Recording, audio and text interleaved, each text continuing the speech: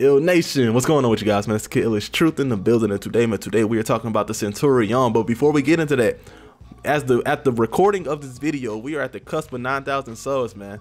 9,000, you guys. Ill Nation growing. Ill Nation is growing, you guys. I want to thank you guys so much for hitting that sub button, joining the family, joining Ill Nation. So with that being said, if you guys are new to the channel, make sure to hit that subscribe button, turn on those post notifications, hold the boy down. But with that being said, the topic of discussion is Centurion.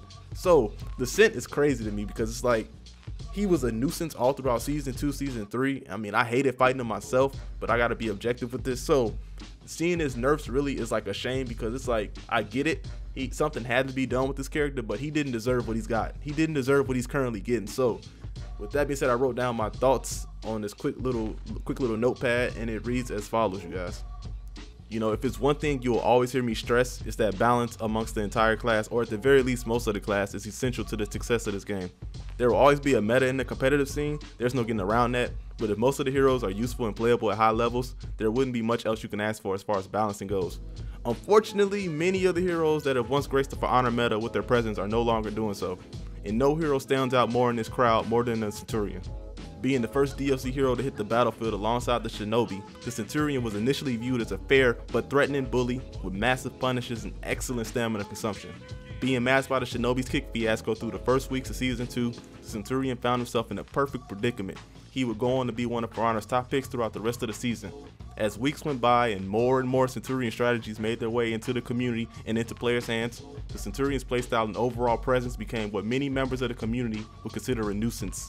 Initially designed to be a turtle-busting offensive bully, high-level Centurions quickly became the turtles themselves and positioned themselves near walls in order to deal massive punishes on parrying the guard breaks. The community would soon coin these cutscenes, and these cutscenes dealt 50+ damage on the receiver.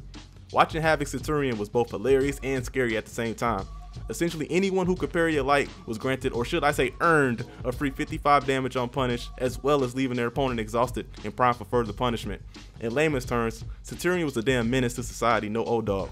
He will remain in this state until mid-season 3.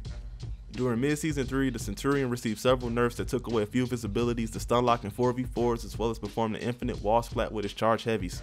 Pretty much they left the Centurion with his fast but low damage heavies, his mediocre soft fainted heavy mix-ups, as well as the Eagle Talon max punish, and that's it. Not too much to work with, which left many Centurion mains to focus on turtling and get that parry into the Eagle Talon and deal any major damage. Once again, going against his character design. And this is how he will remain until Season 5 put him in the worst of spots. With Season 5, the Centurion didn't receive any direct nerfs, but with the defensive meta parry changes in effect, the Centurion can no longer get a guard break from a parry. So unless you can manage to draw a free guard break out of a parry happy opponent using your soft fainted heavies, you'll be hard pressed to manage to land the Eagle Talon these days. Many are simply okay with this because they loathe the Centurion for months and now he has no issue and he's a former shell of himself, but this isn't okay. This is not balanced, you guys. In my opinion, the Centurion was never at an adequate level of balance. He was either unfair to fight or simply underpowered as he stands now. There was no middle ground with him. His kit simply wasn't dynamic enough to withstand the nerfs that he took in Season 3, and he took his final blows with Season 4 parry changes. While I'll say that getting such a massive punish for getting parry sucked, I don't want to see any hero go through what the Sinners went through. I mean, sure, he has a few unblockables, but they're pretty damn slow and reactable at this point for most players. Like I said, he's a shell of his former self, man. This is the same fate that's destined for the Peacekeeper if they don't handle her balancing correctly. Most of these heroes simply don't have the dynamics on their side. Well, better yet, most of these heroes can't stand the major nerfing on a scale that the Centurion, or hell, even the Warden for that matter, took. These heroes were considered gods in their prime, and I fully understand that they couldn't be left unhinged, but there has to be something different in store for them in the future. The might of Rome simply can't die without its glory. Something has to give, man. So you guys, there you have it. As always, with the end of the video, discussion truly begins. What do you guys think of the Centurion? Do you think he was over nerfed? Do you think he simply was poorly designed?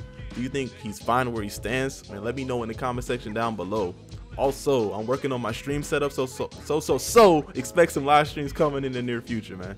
I'll be playing by myself for the most part in the beginning and just chilling with you guys.